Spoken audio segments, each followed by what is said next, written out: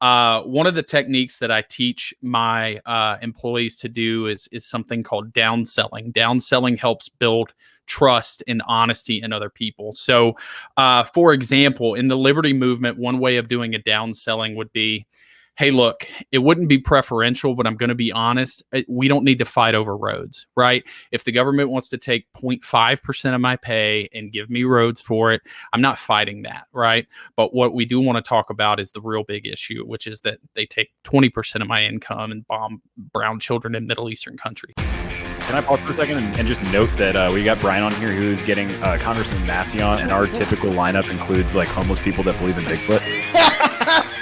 Welcome to the Brian Nichols Show, your source for common sense politics on the We Are Libertarians network. The Brian Nichols Show is the fastest growing liberty podcast that brings together people from all means of political thought as we seek to have meaningful conversations about the issues you care about. At the Brian Nichols Show, our goal is to leave the audience educated, enlightened, and informed. And now your host, Brian Nichols. Well, happy Monday, folks. Brian Nichols here on The Brian Nichols Show. Thank you for joining us on today's fun-filled episode. Yes, of course, you are in store for another phenomenal guest and a good behind-the-scenes friend that I am so excited to bring to the microphone, and that is one Jeremy Todd. Now, for those of you who are involved in the greater liberty world, you're probably familiar with Jeremy and his work in the greater liberty unity movement, but today Jeremy joins the program to discuss what makes a good salesperson. Now, Jeremy himself is also a sales executive and happens to be in the greater telecom industry as well, and joins the program, yes, to dig into not only what does it mean to be a good salesperson, but let's focus on, yes, how can you maybe be more likable? Number two, how can you follow a process? There's so much that Jeremy outlines, so with that being said, on to the show, Jeremy Todd here on the Brian Nichols Show. Thanks for having me, Brian. I've been stoked to do this for a while. Oh, Jeremy, I've been stoked to have you on the show for a while because much like other sales guys I've had in the show, like Spike Cohen, for example, I always enjoy having these conversations where we dig more beyond just the conversations about the philosophy and the ideology and the applications, and more so just about the art that is, I think, science of sales. And if you look at the idea of sales, and let's kind of start off here with the intro to who you are, right? There's this misconception of what it means to be a sales professional. I've had to deal with this misconception my entire life. I know people say, like a used car salesman, Brian, and I'm like, no, I'm a problem solver. I try to tell people. So, Jeremy, you're a sales guy. Let's kind of talk not just about your path to liberty, but your path to being a sales professional, and what's that been like for you, especially as you ventured here into the greater liberty world. Yeah. So it's sales, like you said, has a bad reputation about it. And so when I train brand new salespeople, that's one of the things that we have to overcome. And so I think the analogy I draw is kind of like if you guys remember the used car salesperson from Matilda. There's this imagery of salespeople are willing to do whatever it takes to get the sale, when in reality we're just incentivized to make the sale. And so a few bad apples have kind of tainted that name for us. But in reality, most professions involve sales in some way, whether you're working in construction or in the medical field. For example, my wife is a veterinarian, and part of her job every day is to basically go through the sales process, understand and diagnose the issues, present solutions and alternate solutions, and then convince people to pay for it. I laugh. I'm sorry, I mean, I laugh. I use that example all the time, dude. And actually, doctors, you read my ebook, right? That was like the first thing. Not a vet, but a doctor. Man, doctors are great salespeople. But people don't think of them as that because they really view them as what they're doing is helpful. Well, that's what the profession of sales does. So I go all the way back, man. I come from the school of hard knocks when it comes to sales. I started in kind of a door-to-door thing, selling Cutco kitchen knives. Most people will do that for 2 weeks or kind of a summer. It was a 5-year journey for me, man. And that's a lot. Really, It's a lot. It's over $1 million in knives. I learned how to train, recruit, manage salespeople, motivate people. And it's still to this day is the thing people talk about on my resume the most. They're like, holy crap, if he can do this, he can probably sell whatever we're selling. So it was a really positive experience in that way.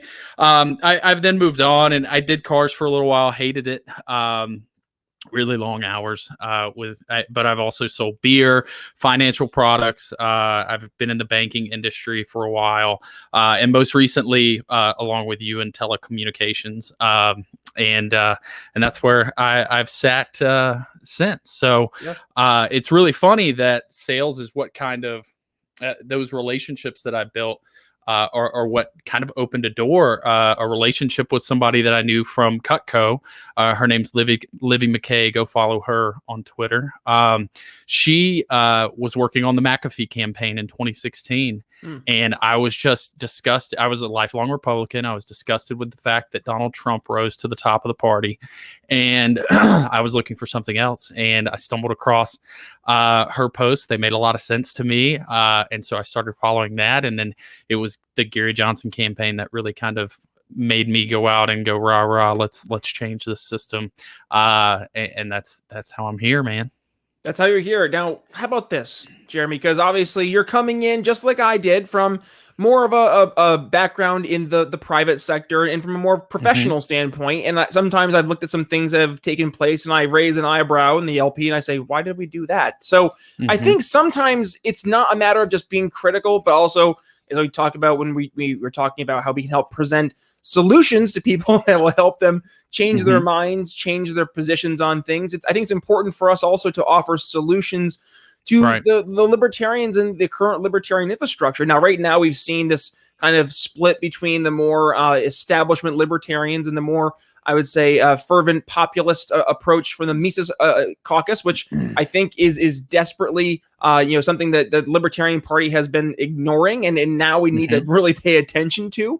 And I don't know why they haven't really been paying attention to the sentiments of the Mises caucus. So instead of, let's say, to the folks out there who are a little apprehensive of this takeover talk, let's maybe talk about ways we can present these ideas in a different way, and maybe present to libertarians across the board just how to be better salespeople. So, Jeremy, let's kind of start off from here. I did an ebook. I told people how to 4 easy steps that can help sell liberty to friends and family right now. But let's just talk about being a good salesperson. What would you say are some like fundamental key aspects that somebody needs to exemplify, but also focus on in order to be an effective salesperson, be it in terms of liberty, but also just across the board? Okay, so the natural response to this that I think a lot of people are expecting is that you have to be this sort of personality, or this sort of, you have to have this demeanor about you. And all of that is complete nonsense. My number one Cutco sales rep is a power nerd. His shirts didn't fit. Like he's from a very poor family, and this dude sold $100,000 worth of kitchen knives in poor communities. So it has nothing to do with all of that. Here's what it takes to be a good salesperson. Number one, just be a likable human being. People prefer to buy from people they like. Now, that doesn't mean you have to be this overly charismatic person, or you have to be this really quiet person. Really, in all honesty, people just appreciate honesty. And so one of the techniques that I teach my employees to do is something called downselling. Downselling helps build trust and honesty in other people. So, for example, in the liberty movement, one way of doing a downselling would be, hey, look, it wouldn't be preferential, but I'm going to be honest. We don't need to fight over roads, right? If the government wants to take 0.5% of my pay and give me roads for it, I'm not fighting that, right? But what we do want to talk about is the real big issue, which is that they take 20% of my income and bomb brown children in Middle Eastern countries. So it's really telling them that it's not an all or nothing.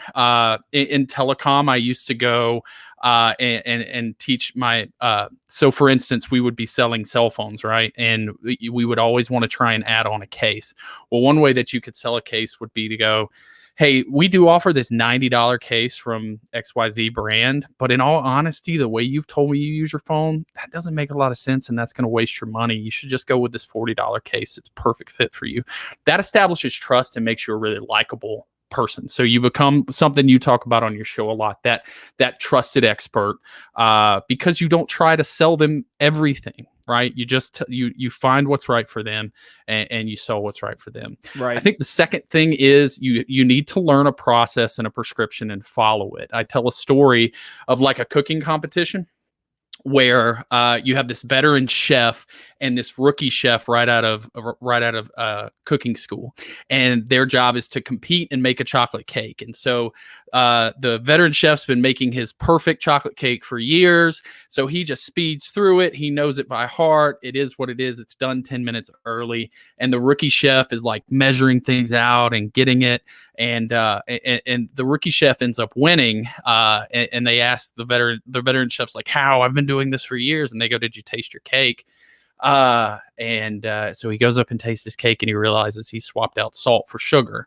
Basically, you can be great and do this for a long time and make one simple mistake and screw it all up. So the most effective thing to do is to practice a recipe for success and repeat it over and over and over and over again. And anybody can do that. And that's what I love about your book. 4 easy steps. Follow this guide. And you can be successful. It's what we did in Cutco. They only got 3 days of training to sell a $1,000 set of knives. So what did we do? We handed them a word for word script and said, just read this. They don't care if you're good at it. They care about the product, right? They care about what they're buying.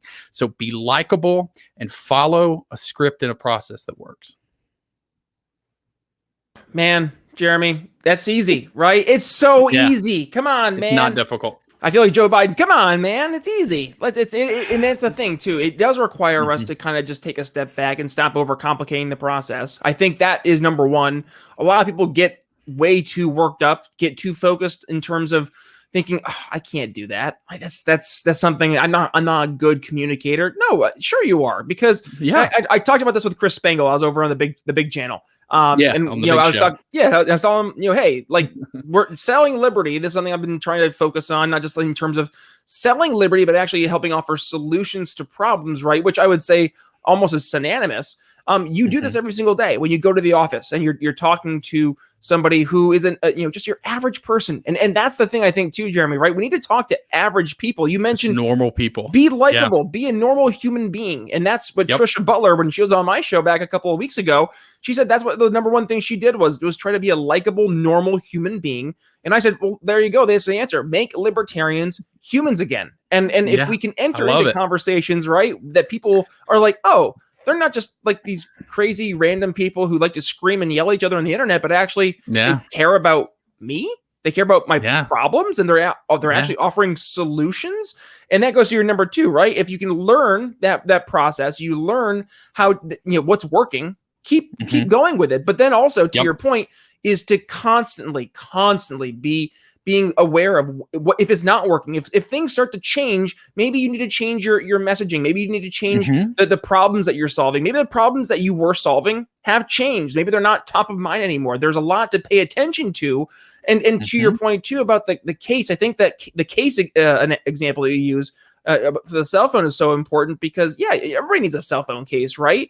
And instead of just saying, hey, here's this super expensive $90 case that me, the sales guy, can go ahead and just upcharge and get a nice extra little bump in my commission, let's actually talk. What does this person need? And to your point, it's not just trying to push a case. Yeah, they can go onto Amazon and get a case for $20. It's saying, listen, this is you can get a case, and even like I think this is to your next point, right? When you're talking about upselling, you can almost say, "Hey, this sounds like it could work for you, like a nice $20 case."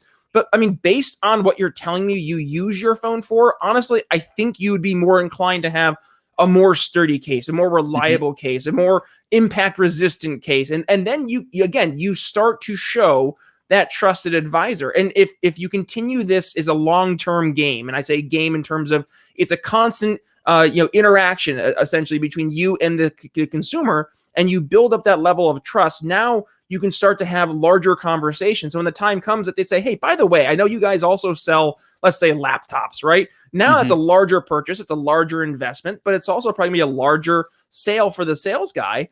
But that was not the initial sale. That was a long-term process that was built up through trust. And Jeremy, I don't know about you, but I look at the Libertarian Party, and sadly, I don't see a lot of trust that has been built and established between ourselves and our potential electorate. I think that's where maybe we're lacking quite a bit, eh?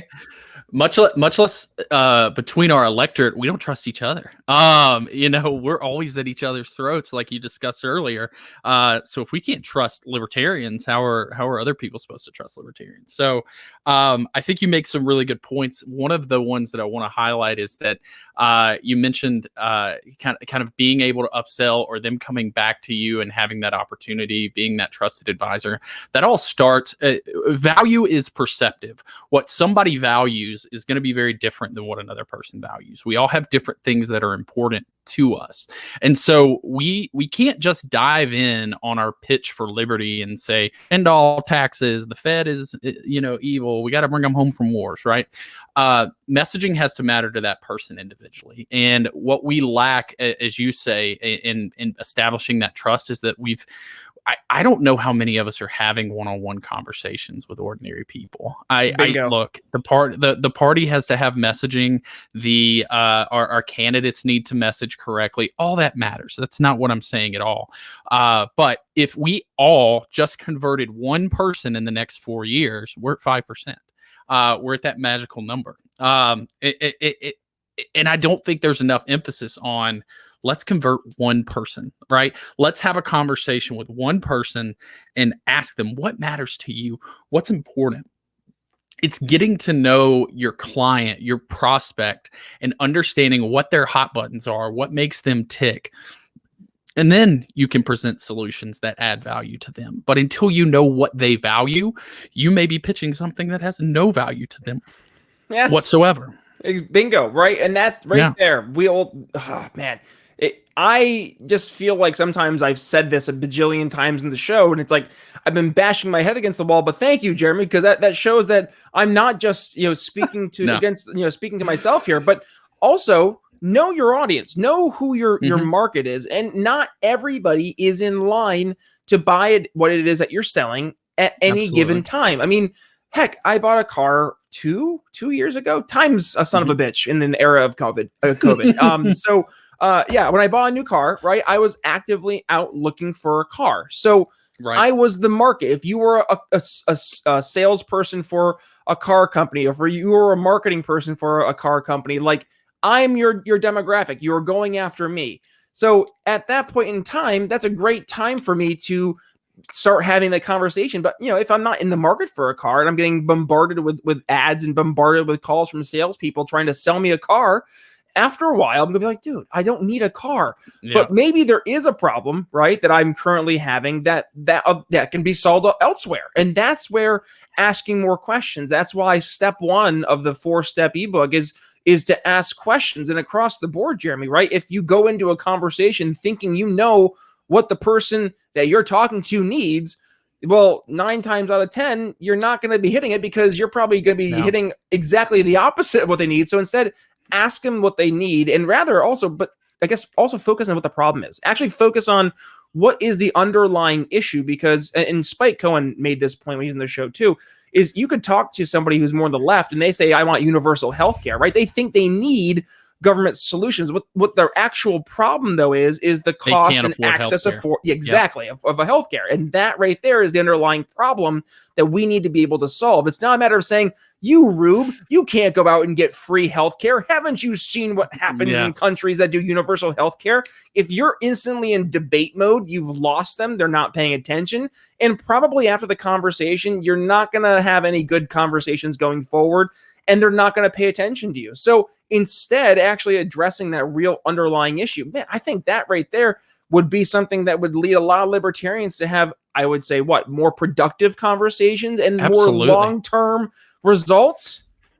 Yeah, and look, if we're honest with ourselves, none of us became libertarians overnight, right? This is a process that a lot of us have to go through, and thank God for the people who we were around who gave us the grace to go through the process. I supported Roy Moore at one point. Okay, I was as bad as they come. Okay, so not in his most recent run, but back in the day when he was Ten Commandments guy, and I was the religious right. And it took time to really go through and sort this. So what you have to do is kind of get your foot in the door on one issue that people can agree with you on, and that matters to them. And again, we're talking in context of one-on-one conversations with friends and family, right, that they can trust you on. Here's what I always used to do. So I would always teach people, look, you want to try and find, people don't care how much you know until they know how much you care. And what'll happen is you'll show them, hey, I care about your problems. I care about what's going on with you. I do have different solutions than you. And they may not be that receptive to hearing them at the time. But if you truly believe in your product, which I do when it comes to liberty, I believe this can convert and change the hearts and minds of anybody. I have full conviction in my product, right? I know that as long as I keep planting those seeds, there's going to come a day where some shit hits the fan. I'll give you a great example. I've got a friend of mine. He is an unapologetic democratic socialist. And I am deathly concerned for his life right now because COVID restrictions have prevented him from leaving Israel right now. His company was going to evacuate him on day one, the first missile strikes from Palestine, and they had to wait 3 days for a COVID test to come back, a negative COVID test. The airport's closed. He can't get out. He's trapped in a war zone. Now, I think he's going to be a little more receptive to the idea of maybe government shouldn't dictate who gets to travel freely and who doesn't, based on medical tests, right? Sometimes you just have to keep planting those seeds until the opportunity presents itself where they are just so frustrated and so pissed and they realize they're wrong, right? Being in telecom and in cell phones, right? Trust me, there's going to be a point where their current service provider pisses them off, right? And so you just have to be that voice that's ready to catch them when they're ready to change. So I think that's that. Just plant those seeds, show them you care. Show them you're not a heartless monster because you disagree with them, and you just have different solutions that can work. I'll give you a great one on what you're talking about, just so people can copy it. There are two that I always talk about when it comes to when somebody talks about Medicare for all. I go, everybody should have affordable health care. The problem is that it's not affordable in America. If you want to get a hip replacement right now, it's $60,000 out of pocket. Right. If you go to Mexico and you fly a U.S. surgeon down, put him in a hotel for 2 nights, and he does that surgery on you, it's $12,000 in Mexico. If a veterinarian in the United States who goes through 8 years of training, just like a doctor does, all of the hip is made by the same company that makes human hips, all of those same standards, equipment, everything, it's $5,000.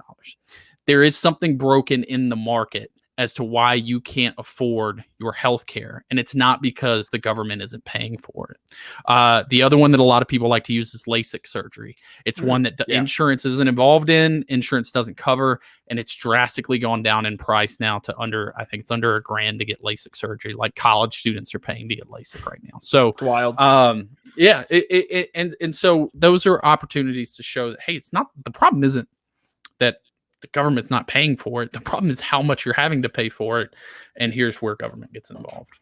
Mm-hmm. And I think partly too, let's even make it more of a microcosm, go from macro to actually truly micro, beyond just libertarian ideas. And I think this, as we start to go towards the end of the show, Jeremy, is that it also goes towards people not just trusting your solutions, but trusting you, you, the person. And I think back to even specifically in my day job, also in telecom. Back when I was a sales guy doing direct sales, I had an account, and this I'm in the more business to business, medium, large business, enterprise size accounts. And I had this really long sales cycle. I'd gotten through, I had piqued interest. I'd answered his questions, solved his problems, and was able to establish next steps. And we were going through the entire sales process, built up a really great rapport with the guy, had a great solution in place, and then budget cuts hit. Lo and behold, back in 2018, nothing could really move forward. Well, it's one of those things. It was a nice account, but it just kind of got put in the back burner. I moved up the ranks at my current company, and then it was out of mind. I didn't really think about the account until, Jeremy, out of nowhere, completely out of nowhere, last week, I got an email in my inbox, and I noticed the name, and I realized, and I see a fly in my glasses, I saw a name, and I was like, oh, I know this name. I think that's the guy from 2018. I opened it, and here was a reply from the original thread in 2018. And he said, hey, Brian, really, really enjoyed working with you back in 2018. I know things kind of fell off where we couldn't work with you, but I really enjoyed working with you and your company. And I knew that your solution was a really good solution, but things didn't work out, but I wanted to reach back out. Right now, we have a new solution that we're looking at, and I was wondering if you'd be interested in seeing if you could help us out. And that right there spoke to me. I said, okay, it wasn't just the solution, because, candidly, in the era of telecom, things are advancing so quickly that a solution from 3 years ago is relatively, quote unquote, obsolete technologically impairing, right? So, the fact that it wasn't the solution that he was calling back about, but rather it was me. It was my company. It was our sales process of not just going through and trying to shove, this one solution, one size fits all solution down his throat, but rather trying to really find out, number one, what his problems were, but also number two, what not out there that what didn't he need? What were people that were forcing down him? He was being told he needed a fiber pipe, and his company, they didn't need fiber. It wasn't something that was necessary for what they were doing. Now, that's something that if you're a regular rep for a regular carrier, you're like, yeah, that's my incentive. I want to sell this particular product because that's how I get spiffed. But if you're truly going in and a consultative approach, you're trying to figure out what needs to be accomplished, what problems need to be solved, and also what strategic goal are we aiming for? And I think if we can kind of approach it through that mentality instead of trying to push the product and build that, and it's funny how things happen, Jeremy. I was reading this blog post not even 2 hours before our conversation here. And in the blog post, it was talking about how, when you're calling somebody on the phone and you're trying to do a cold call, for example, the question was, how many minutes or seconds should you focus on building rapport? And it was like a poll of 0 to 30, 30 to 60, 60 plus, other.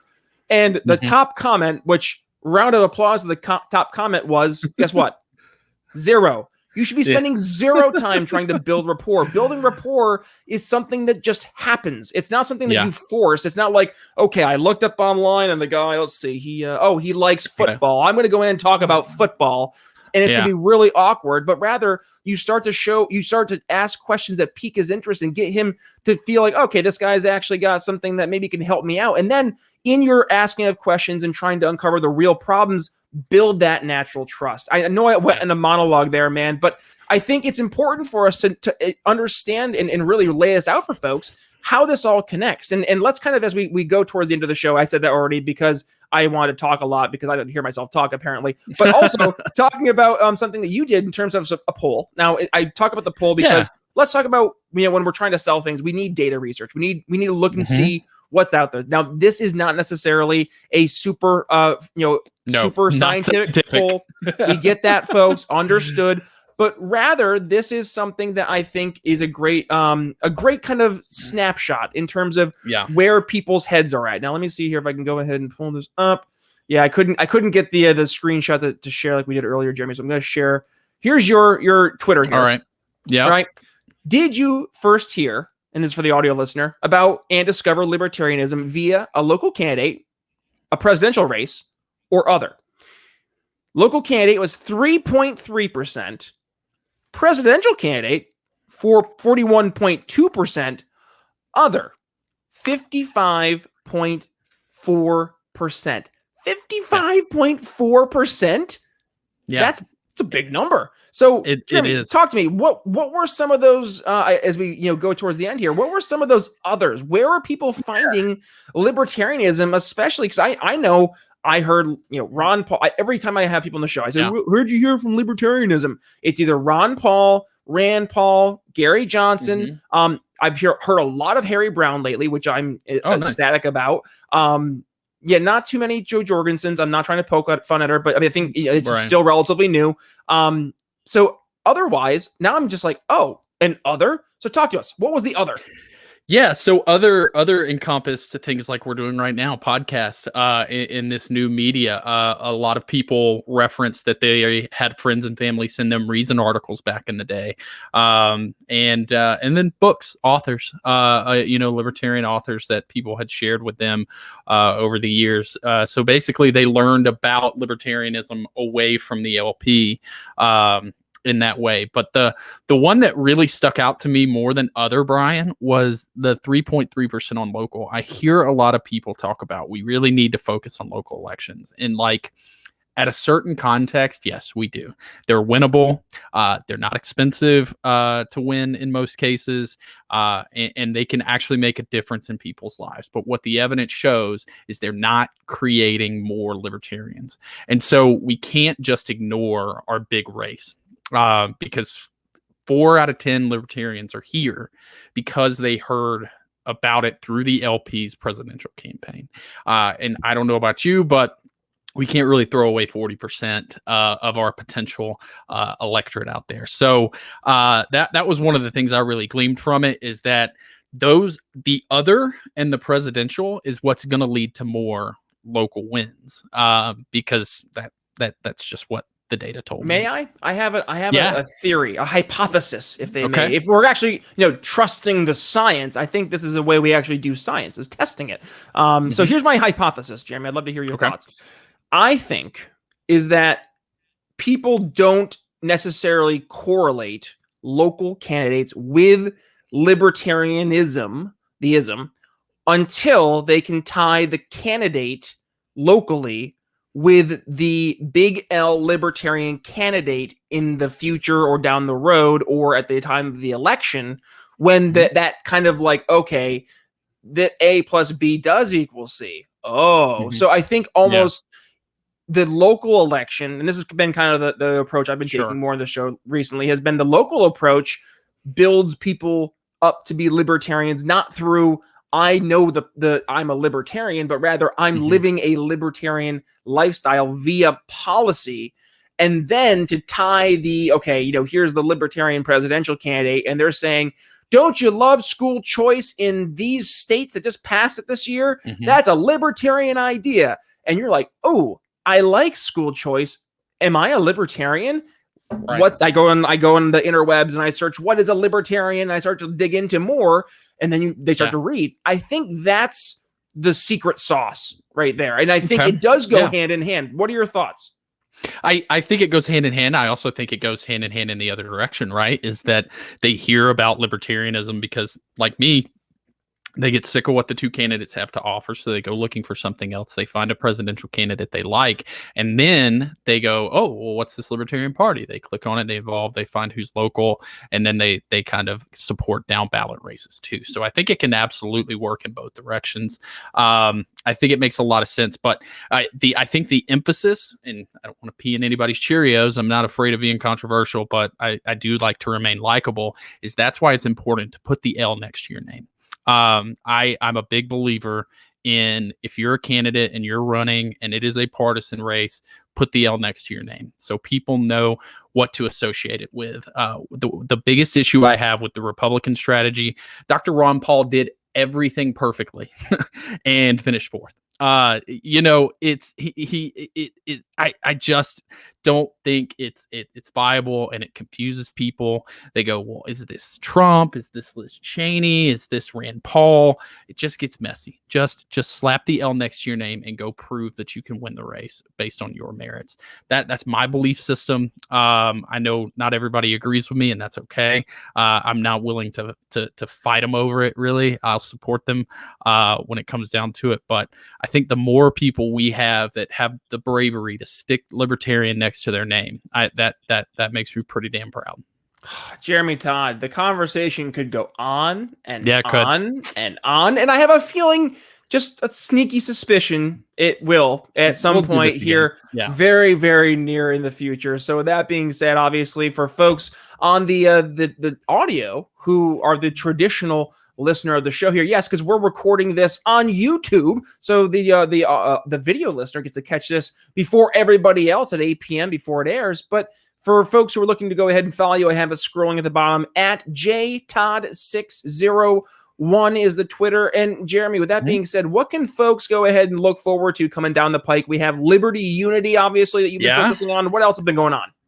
Yeah, so two projects that I'm in on right now. One is Liberty Unity, a very loosely unorganized movement. Thank Dave Smith for really jumping on board and getting involved with this. Basically, it says libertarians aren't your enemy, regardless of what variety they come in. We have bigger, uglier, stronger enemies that are destroying people's lives. We should link arm in arm with them regardless of our disagreements and stop the infighting. That's essentially it. If you're a libertarian and you're willing to put libertarian next to your name, I'm on your damn team and I got your back. So that's what Liberty Unity is all about. It's not more complicated than that. The second thing that as soon as I get out of crying baby phase is starting a loose caucus. I know a lot of guys are working on the projects of bringing this sales into the Liberty movement, the lessons that we've learned, and all the things that we can do to improve our effectiveness in these conversations, like yourself, Brenda Ritter, and a couple others. And I really want to create a salesperson caucus that is not necessarily a voting sect, that is not to take away from others, but just to bring those of us who know how to effectively communicate together and make the other people in the party better, to effectively do trainings. And you can find out a little bit more about that at LP_Carnegie. For my boy Dale Carnegie, author of How to Win Friends and Influence People. We'll be doing a lot more with that in the coming months. I'm a proud member. I'm in the groups. I pay attention. That's right, because this is the future, guys. This is how we're going to be able to change people's hearts and minds. I say it in my ads. I say it when I go out on social media. I say it when I do any podcast appearances. I'm done with this whole libertarians being right thing. I don't care anymore. I don't care about who's the most pure. What I care about is trying to make people's lives better. I think that should be all of our goals. We shouldn't be focusing on these little minor details and feuding amongst each other, but rather building those relationships, trying to help build coalitions. And to your point, Jeremy, actually enter into those conversations as problem solvers will help make people's lives better. And I think conversely, make more people libertarian. With that being said, folks, if you enjoyed the episode, please do me a favor, share the episode. But with that being said, Jeremy, Todd, thank you so much for joining the Brian Nichols Show. Thank you, Brian. We'll talk soon. Alrighty, folks, that's going to wrap up my conversation with Jeremy Todd. Jeremy, thank you so much for joining the program, and thank you for bringing the ideas of, yes, being a sales professional to the greater Liberty movement. LP Carnegie, please go ahead and support that amazing organization if you have not done so, and please go ahead and support Jeremy and all the work he's doing, along with a great team of David Fite, Reed Coverdale, and all the others at Liberty Unity. We need to get liberty into action, folks, and we do that by getting libertarian or liberty-leaning folks into office, putting liberty policy into action, but also in the private sector, offering liberty solutions, and it helps with us getting more government out of the way so we can offer those solutions going forward. So, if you enjoyed the show, please do me a favor. Go ahead not only and support Jeremy, but please go ahead and share today's episode and tag me when you're doing that at B Nichols Liberty, Twitter, Facebook, and minds.com. Oh yeah, parlor.com too. So go ahead at B Nichols Liberty if you enjoyed the show particularly, or if you want to go ahead and see a guest be on the show that you want to go ahead and either suggest, or maybe you represent a guest, or you yourself think you'd be a great guest, well, email me, Brian at briannicholsshow.com. Also, if you have not had the chance yet to read our awesome brand new ebook, 4 Easy Steps that you can implement right now, as I hit my microphone, right now, that's right, to help sell liberty to friends, and family. You can find that at briannicholsshow.com/Liberty Friends ebook. And that ebook, if I did not mention it, it is free, entirely free. That's right. It's a free ebook. So again, it's 4 easy steps you can take right now to help sell liberty to friends and family. And it's found at briannicholsshow.com/Liberty Friends ebook. And I've heard so far some awesome responses from it, and people actually using the steps, and they're working. People saying to me, hey, I've actually talked to some coworkers and I'm using the approach of, this asking questions, trying to pique interest, uncovering objections. It's working. And I'm finding people are actually starting to say, can you tell me more? There you go, folks. That's the most difficult step, is getting people to actually be interested in our ideas. And if we actually take things in a sales approach, I think you're going to find our job will actually be a lot easier than we thought it would be, because these are ideas that your average person are kind of resonating with to begin with. So if you're finding some value of what we're doing here at the program, and you're finding some value in what we offered here at the ebook, well, guess what? You're going to get all that and more over on our Patreons, the Brian Nichols Show Patreon. And right now we have 2 tiers. Right now we have entry-level sales executives and account executives, $5 and $10 a month, and each of those will get one of these awesome "Don't Hurt People, Don't Take People Stuff" bumper sticker. That's right. See those, folks? If you're on the YouTubes right here, you go ahead and see that. And by the way, YouTube viewers, you go ahead and get to watch the program every single show early before everybody else. That's right. If you head over to our YouTube, hit that subscribe button. By the way, I know, sorry, diverting from Patreon. But for you YouTube listener, you get to see the show before everybody else. So you head over Sunday nights, Tuesday nights, and Thursday nights, 8 p.m. Eastern time. You'll see the program airing the night before the traditional audio episode over on our podcast feeds at 6 a.m.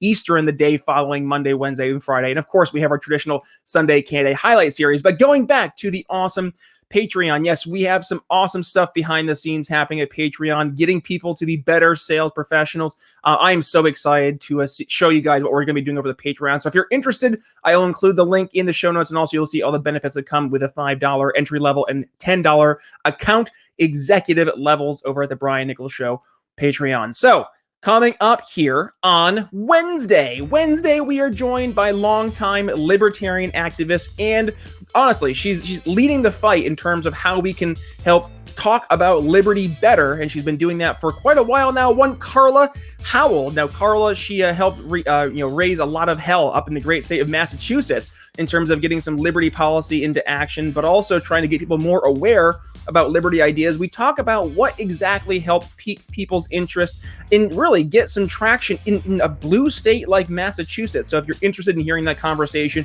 make sure you hit that subscribe button on the YouTubes here, hit the little bell notification button. And for you traditional podcast listener, make sure you've hit that subscribe button so you're not missing a single episode. So with that being said, thank you for joining us on the Brian Nichols Show. It's Brian Nichols signing off for Jeremy Todd. We'll see you Wednesday. Thanks for listening to The Brian Nichols Show. Find more episodes at briannicholsshow.com.